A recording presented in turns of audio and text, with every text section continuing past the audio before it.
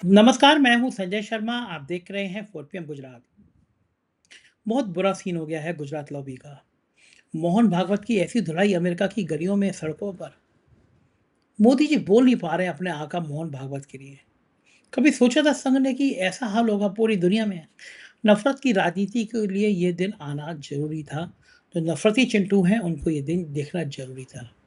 दैनिक भास्कर के राजनीतिक संपादक केपी मलिक से मैंने विस्तार से चर्चा की है। चलते हैं सीधा उनके पास। 4 पीएम न्यूज नेटवर्क में बहुत बहुत स्वागत है आपका केपी मलिक साहब।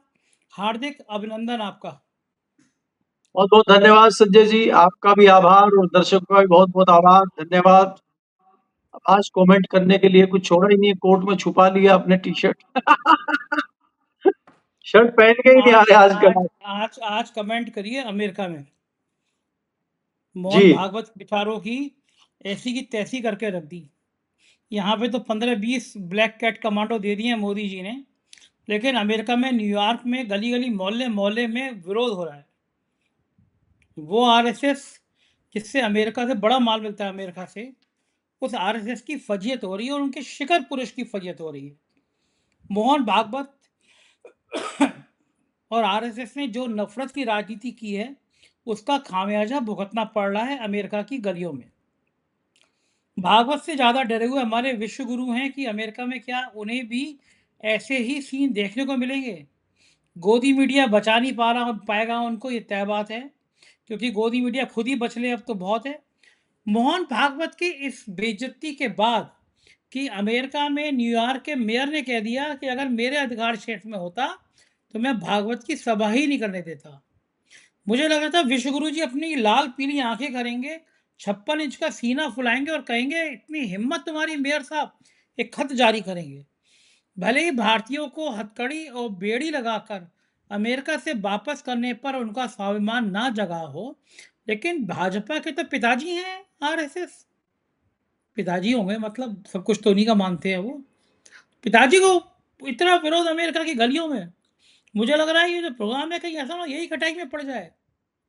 दुनिया भर में भारतीय जनता पार्टी और संघ की इस नफरती नीति का जो विरोध हो रहा है, इस हिंसात्मक राजनीति का जो विरोध हो रहा है, उसका मायने क्या है और विश्व गुरु पर अमेरिका में भागवत के इस विरोध का कितना असर पड़ेगा मलिक साहब?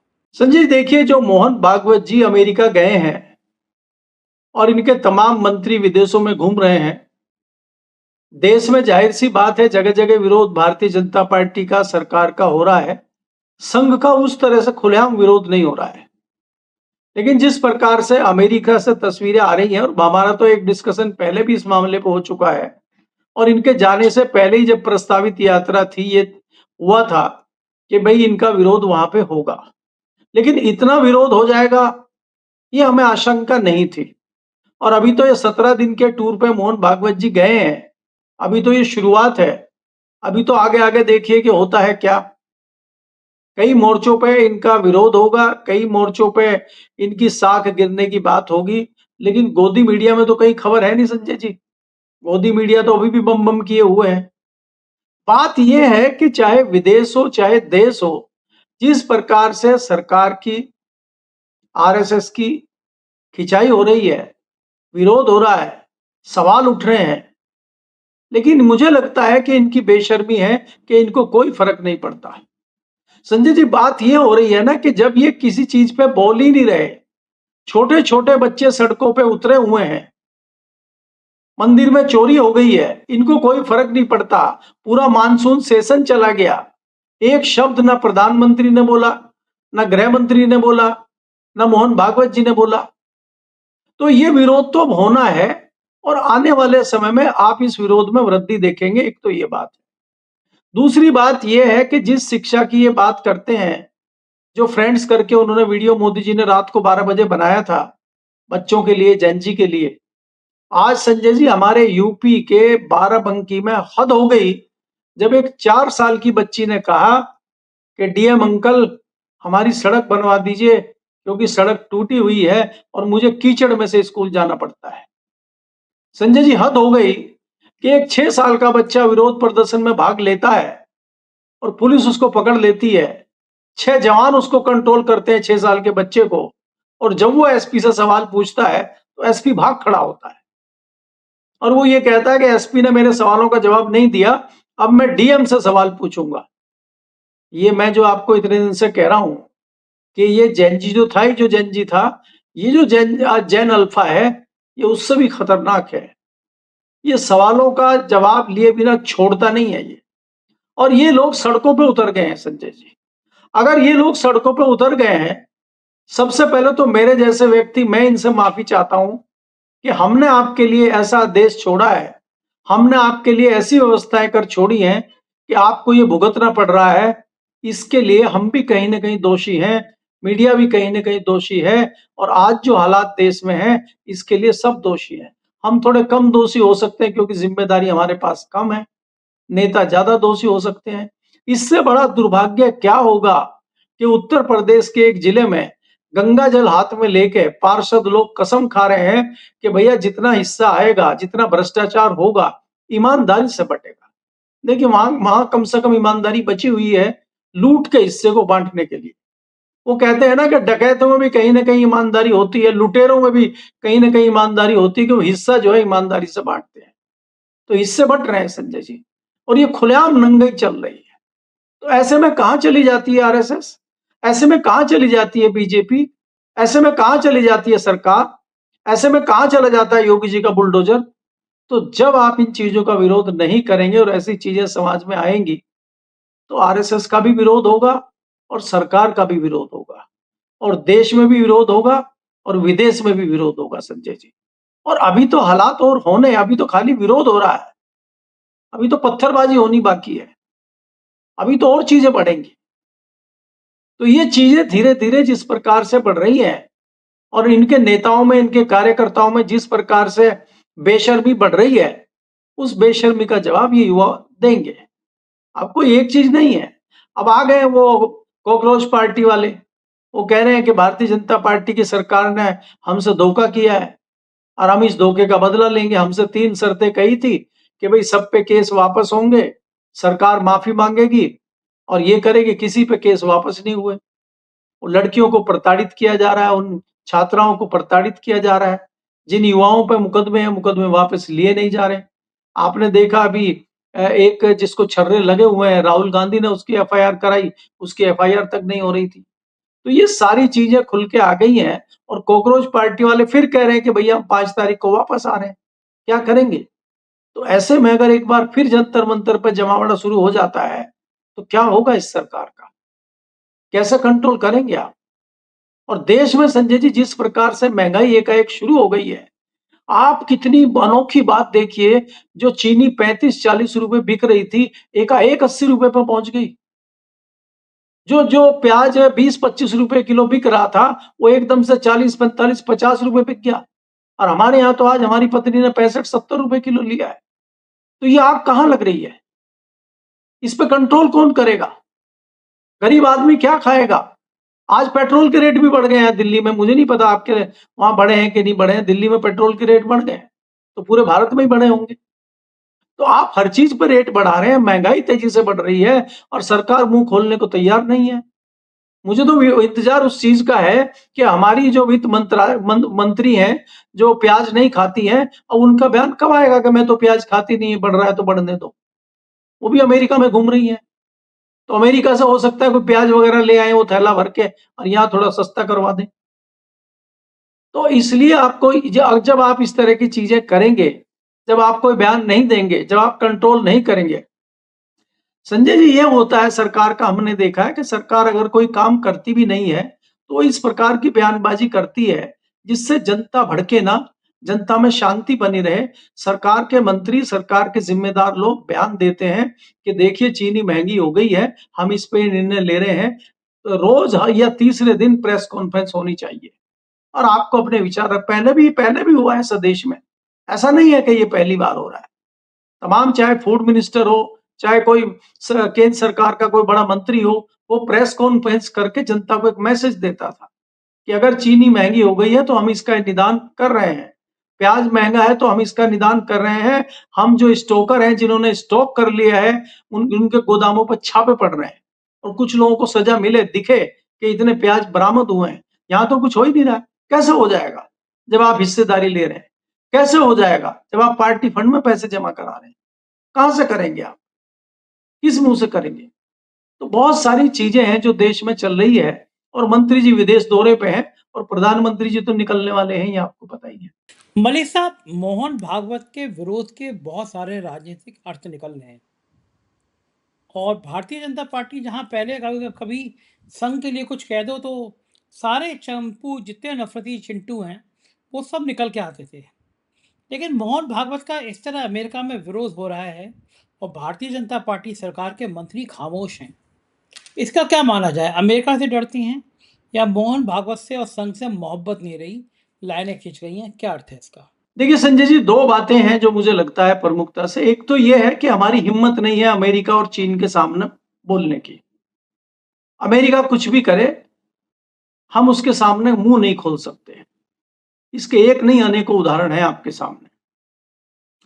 दूसरा, हम चीन को लाल आंख दिखाने का जो हमने शगुफा बनाया हुआ था, जुमला छोड़ा था चीन को लाल आंख दिखाने का, हम सर झुका के खड़े रहते हैं उनके सामने और झूला झुलाने का काम करते हैं। लगातार खबरें आ रही हैं कि हमारी कितनी जमीन पे चाइना ने कब्जा कर लिया है, कुछ नहीं बोल रहे हैं, चुप्पी साधे हुए हैं। हमारे सुरक्षा के जो सलाहकार हैं वो चाइना गए हुए हैं, हमारे विदेश मंत्री चाइना गए हुए हैं।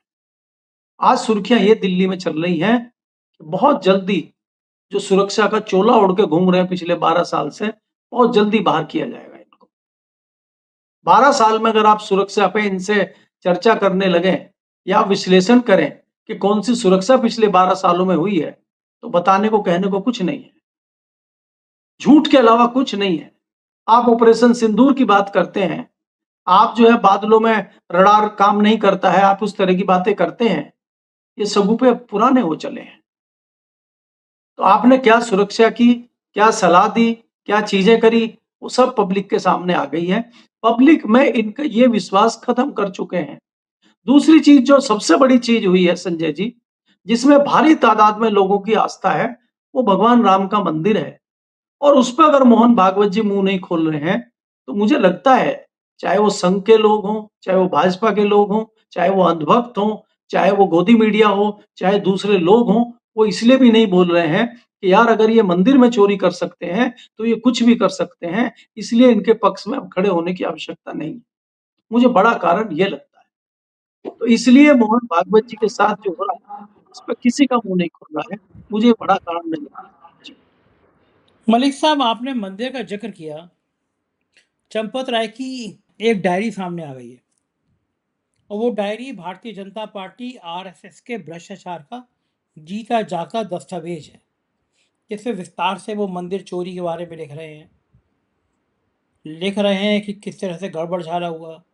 लिख रहे हैं कि हमने इसलिए एफआईआर नहीं कराई क्योंकि विधानसभा चुनाव में इसके पे असर ना पड़ जाए। कितने गंदे, कितने घिनौने लोग हैं। भगवान राम के मंदिर में चंदा चोरी पता है, लेकिन एफआईआर नहीं करा रहे हैं कहीं विधानसभा चुनाव पे असर ना पड़ जाए। मैं अयोध्या के लोगों को हाथ जोड़ के शत नमन कर रहा हूँ कि ऐसे लोग जिनके चेहरे पे काला मुंह करके अयोध्या से बाहर करना चाहिए था, उनको अभी तक वो झेल रहे हैं, अयोध्या में रखे रहे हैं। और ऐसी सरकार को शत नमन करूंगा जो ऐसे भ्रष्टाचार पे, भगवान राम मंदिर के चंदा चोरी पे खामोश। क्या इससे जीता जागता और सबूत चाहिए इस बात को कहने के लिए संघ और भाजपा सिर्फ पैसे के हैं, अपने बाप के भी नहीं है। जो भगवान राम के नहीं, वो अपने बाप के भी नहीं। भगवान राम के नाम पर इतना बड़ा धोखा। चंपत राय ने नृपेंद्र मिश्रा को क्या क्या नहीं लिख दिया। वहां में इनकी गालियां बची थी वो दिखने के लिए। चोरों में चंदे को लेके जंग जारी है। क्या मैसेज जाएगा जनता में इसका? देखिए संजय जी, ये चंपत राय की डायरी बाहर आई है, सूत्र बता रहे हैं। अभी हालांकि कोई उस टाइप के तथ्य तो सामने नहीं आए, लेकिन चर्चा है कि उनकी डायरी मिली है और भास्कर में तो लंबी चौड़ी खबर छपी है। तो उस डायरी में इन्होंने ये लिखा है कि भाई नपेंद्र राय की नॉलेज में भी सारी चीजें थी और नपेंद्र राय से लगातार बात होती है। और नृपेंद्र मिश्रा। सॉरी, नपेंद्र, हाँ सॉरी, माफी चाहता हूँ। नपेंद्र मिश्रा जी की नॉलेज में सारी बातें थी और उनको बताया गया था कि मंदिर में इस तरह की चोरी हुई है, और बाकी लोगों को भी उनका कहना यह है कि मैंने सबको बताया था। तो फिर ये पूछा गया कि भाई एफआईआर क्यों नहीं हुई? तो एफआईआर इसलिए नहीं हुई कि आगामी विधानसभा चुनाव में, जो बहुत जल्दी चुनाव है, कहीं बड़ा नुकसान ना हो जाए। दूसरी बात, उस बात की चर्चा ज्यादा हुई कि भेदिया कौन है, ये भेद कौन दे रहा है, खासकर अखिलेश को भेद कौन दे रहा है। तीसरी बात ये हुई कि खलनायक नपेंद्र मिश्रा है। इस बातों की चर्चा हो रही है। दुर्भाग्य देखिए, उस बात पे कतई जोर नहीं है कि भगवान राम के घर में चोरी हो रही है, जिसको नपेंद्र मिश्रा जी कह रहे हैं चोरी नहीं, डकैती है।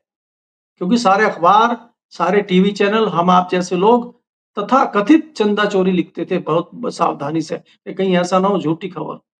तथा कथित चंदा चोरी को जो सर्टिफिकेट देने वाले हैं, हम उनको प्रणाम करते हैं नपेंद्र मिश्रा जी को, कि उन्होंने बताया अरे भाई क्या बात आप कर रहे हो, चंदा चोरी और ये चोरी, वहां डकैती हुई है, डकैती। और एक चैनल पे नहीं, उन्होंने घूम घूम के दर्जनों चैनलों पे ये कहा। इससे भी ज्यादा गुस्से में चंपत राय जी हैं। और चंपत राय जी का, अगर चंपत राय जी के सामने आज की डेट में नपेंद्र मिश्रा जी आ जाएं, तो मुझे लगता है या तो नपेंद्र मिश्रा जी घायल हो जाएंगे या चंपत राय जी घायल हो जाएंगे। इतना गुस्सा उबल रहा है दोनों। लेकिन इस पे चाहे प्रधानमंत्री हो, चाहे गृह मंत्री हो, चाहे मोहन भागवत जी हो, चाहे दूसरे लोग हो, चुप्पी साधे हुए हैं। क्यों? ऐसा क्या है उनकी चंपत राय जी की डायरी में कि जिससे चुप्पी साधे हुए हमारे महामानव प्रधानमंत्री, चुप्पी साधे हुए मोहन भागवत जी, जो दहाड़ सकते हैं अमेरिका में जाके, वहां एक ऑडिटोरियम में, वो मंदिर में नहीं बोल रहे हैं। जो विशाखापट्टनम में 3 दिन इस बात की चर्चा कर सकते हैं कि देश में भ्रष्टाचार है, भाजपा की सरकार में भ्रष्टाचार चरम पे है, और वो मंदिर चोरी पे बोल नहीं रहे। तो इसको क्या माना जाए? ये क्या चल रहा है? और ये जो चंपत राय जी हैं, जिनको क्लीन चिट मिल गई है, जो धुल के साफ होके आ गए हैं बिल्कुल, जिन्होंने कहा था कि मैं जो है अपने सिर पे कलंक लेके नहीं जाऊंगा, माथे पे होता है कलंक, सिर पे तो नहीं, कि माथे पे कलंक लेके अयोध्या नहीं छोड़ूंगा। तो इनका क्या कलंक धुल गया है क्या? तो ये जो कलंक लेकर नहीं जाने की बात थी, और दूध का दूध पानी का पानी एसआईटी ने कर दिया, और क्लीन चिट जो है चंपत राय जी को मिल गई है। तो ये चंपत राय जी के पास ऐसा क्या हथियार है, ऐसा क्या है? वही तो नहीं हमारे आपके वाला जो हम कहते हैं कि हम तो डूबेंगे सनम, तुमको भी ले डूबेंगे, और सनम इसलिए डरे हुए हैं, इसलिए कोई एक्शन नहीं कर रहे हैं। नहीं तो चंपत राय में हिम्मत कहां से आएगी? मैं तो पहले कह चुका हूं कि चंपत राय जी चोरी करके अपने घर में तो नहीं ले गए, क्योंकि उनके घर में जाएगा तो दिखेगा। अगर टिन्नू यादव जैसा छोटा कर्मचारी थोड़ी सी चोरी करके बड़ी गाड़ी खरीद सकता है, घर बनवा सकता है, चेहरे पे चमक आ सकती है नोटों की, तो चंपत राय के परिवार में तो आ नहीं रही चमक, ना उनके भाई में चमक आ रही है, ना परचून की दुकान का ओवरहोलिंग उन्होंने कराया है, ना दुकान पे सीमेंट लगवाया है, ना कुछ नई बात दिखाई दे, गाड़ी भी नहीं आई उनके यहाँ। तो फिर चंपत राय जी की जो चोरी हुई है, किधर किधर गया माल ये? अच्छा, ये माल क्या महाराष्ट्र और वेस्ट बंगाल और बिहार में तो नहीं चला गया, या इससे कुछ बिल्डिंगें तो नहीं खड़ी हो गई? अगर ये हो गई हैं, तो फिर कौन बोलेगा? मोहन भागवत जी कैसे बोलेंगे? नरेंद्र मोदी कैसे बोलेंगे? अमित शाह तो शायद बोल ही ना पाए, क्योंकि वो तो बेचारे बोल नहीं रहे बहुत दिनों से। वो तो एएनआई को बुला के कोने में पेड़ के पीछे छुप के बोलते हैं, वो तो आजकल कहीं बोल ही नहीं रहे। तो इसलिए ये जो आप चीजें देख रहे हैं, ये जो बोल नहीं रहे हैं, छुप रहे हैं, तो ये सारे कारण हैं कि उसके पीछे भगवान श्री राम के मंदिर में डकैती होना इनके सब मुंह बंद करने का नतीजा है, और इसीलिए इनके मुंह बंद है। मलिक साहब, 5 राज्यों के चुनाव सिर पर खड़े हैं।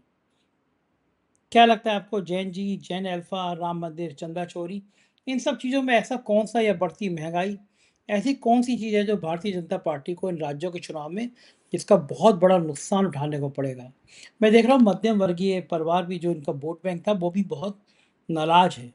क्या लगता है कौन-सा बड़ा मुद्दा है जो बहुत भारी पड़ेगा, जिसे मैनेज नहीं कर पा रहे हैं? सरकार को लग रहा है कि अब बैकफुट पे जाना ठीक है। क्या चीज़ है ऐसी? संजय जी, देखिए, मुझे दो चीजें दिखाई देती हैं। मैंने शायद मुझे ध्यान नहीं आ रहा मैंने आपके चैनल पे कल कहा था कि नहीं कहा था, कि जब विदाई हुई थी भारतीय जनता पार्टी की सरकार की उत्तर प्रदेश से 90 के दशक में, तो ऐसे ही हुआ था कि कल्याण सिंह जैसे नेता को हटा के राजनाथ जी को बनाया गया था और समापन कर दिया गया था। जैसे माउंट बेटन आए थे अंग्रेज से वहाँ इंग्लैंड से भारत को आज़ाद करने के लिए, ऐसे ही दिल्ली से राजनाथ जी गए थे। और ऐसे ही दिल्ली में सुषमा स्वराज जी आई थी, साहब सिंह वर्मा को हटा के दिल्ली को आज़ादी दिलाने के लिए, और फिर भाजपा से आज़ादी मिली और 30 साल के लिए जो है दिल्ली फ्री, यूपी फ्री।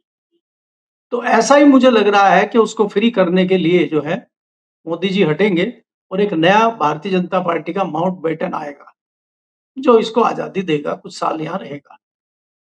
ये इसलिए रहेगा, महँगाई बहुत बड़ा मुद्दा नहीं है। महँगाई का मुद्दा अब देखिए ना, चीनी 80 रुपए प्लस हो गई है, लेकिन लोगों को फ़र्क नहीं पड़ रहा है, क्योंकि जय श्री राम इतने जोश में, इतनी तेज़ी से बोला जा रहा है अभी भी डकैती के बाद भी, कि जय श्री का नाम आते ही वो कह रहे हैं चाहे 500 रुपए पेट्रोल हो जाए, दिक्कत हमें कोई नहीं है, ऐसे लोग भी हैं। तो उनका तो दिमाग अभी तक ठीक हुआ नहीं है। तो इसलिए महँगाई का मुद्दा तो मुझे बड़ा लगता नहीं है। सबसे महत्वपूर्ण मुद्दा होगा मंदिर में चोरी, और दूसरा मुद्दा होगा ये जो जेन ज़ी और जेन ज़ी अल्फ़ा ने जो माहौल बनाया है, और राहुल गांधी ने वो जो राजनीतिक पैंतरेबाज़ी और राजनीतिक दांव चला है छात्रों की गूंज का, वो मुझे सुपर हिट होता दिखाई दे रहा है। क्योंकि देखिए छात्र आपसे क्या माँग रहा है? छात्र ये तो नहीं कह रहा मुझे विधायक बनाओ, मंत्री बनाओ, मैं सरकार चलाऊँगा। छात्र ये कह रहा जो मेरा अधिकार है शिक्षा का, वो अधिकार मुझे दे दो। मुझे शिक्षा लेने दो, परीक्षाएँ ठीक करो। अब जो बच्चा पढ़ लिख के होशियारी से पढ़ता है, अच्छे से पढ़ता है, मेहनत करता है, वो फेल हो जा रहा है, और जिसको कुछ आता नहीं है वो नकल करके पास हो जा रहा है। मुझे लगता है ये जो सड़कें टूट रही हैं, ये जो हॉस्पिटलों में ढंग से इलाज नहीं हो रहे हैं, ये वही वाले बच्चे तो नहीं हैं। अगर सड़क का इंजीनियर सड़क नहीं बना पा रहा है और वो सड़क 6 महीने में टूट जा रही है, धँस जा रही है, गुड़गांव जैसी जगह पे पानी भरा हुआ है, बस की बस डूब गई। गुड़गांव में आज मेन चौक पे, इफ्को चौक पे दर्जनों फीट का गड्ढा हो जाता है, तो कौन इंजीनियर है वो जो सड़कें बनवा रहा है? ये कौन से इंजीनियर है ये? तो वही वाले हैं क्या? तो मैं इसलिए कहना चाहता हूँ कि जो अधिकार बच्चे माँग रहे हैं, वाजिब अधिकार माँग रहे हैं, और बड़े वाले नहीं, जो पहले 20 साल के, 25 साल के, 28 साल के बच्चे थे, अब तो 6-6 साल के बच्चे आ गए। 6 साल के बच्चे का आप उदाहरण देखेंगे बिहार का, जिस तरह से वो वीडियो वायरल हो रही है, चल रही है, तो आपको एक बार ये भी लगेगा कि ये क्या हो रहा है, लेकिन अंदर ही अंदर दुःख भी होता है। क्या ये 6 साल के, 8 साल के बच्चे आंदोलन करने के लिए, लड़ाई लड़ने के लिए आ रहे हैं ये? ये तो हमें नकारा बताएँगे कि हमारे पूर्वज नकारा थे, हमारी हमसे पहले वाली पीढ़ी नकारा थी, वो कुछ नहीं कर पाई, इसलिए हमें सड़क पे उतरना पड़ रहा है। तो ये हमारे ऊपर भी लांछन है, हमें भी अपने गिरेबान में झाँक के देखना चाहिए।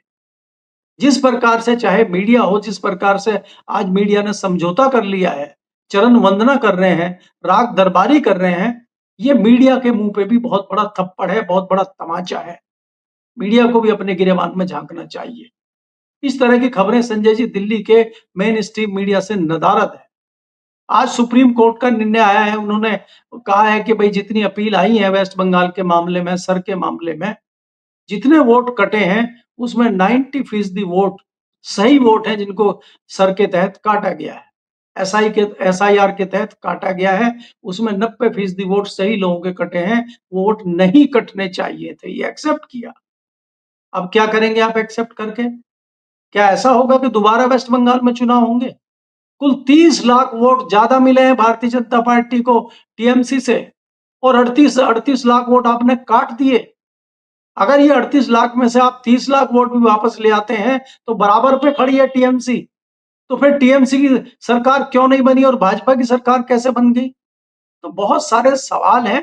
कटघरे में आज कोर्ट भी खड़ा हुआ है, कटघरे में आज चुनाव आयोग भी खड़ा हुआ है, और कटघरे में सरकार भी खड़ी है, और कटघरे में वो रखा भी है। जी। बिल्कुल ठीक बात है, स्थितियाँ खराब हो रही हैं। बहुत-बहुत शुक्रिया मलिक साहब समय दिया। ये थे केपी मलिक जी और आप पूरी बात सुन रहे थे। आप सोचिए कि क्या हाल हो गया राजनीति का। भगवान राम के नाम पर इतना बड़ा खेल, ये लोग किसके हैं? हर समय सिर्फ नफ़रत की बात करेंगे। मोहन भागवत का जो अमेरिका में हाल हो रहा है, कभी संघ ने सोचा था? पूरी दुनिया में विरोध हो रहा है कि भारत एक ऐसा राज्य बन रहा है, जहाँ पे नफ़रत, नफ़रत और नफ़रत फैलाई जा रही है। आप क्या सोचते हैं मुझे बताइएगा ज़रूर, मुझे आपकी राय का इंतज़ार रहेगा।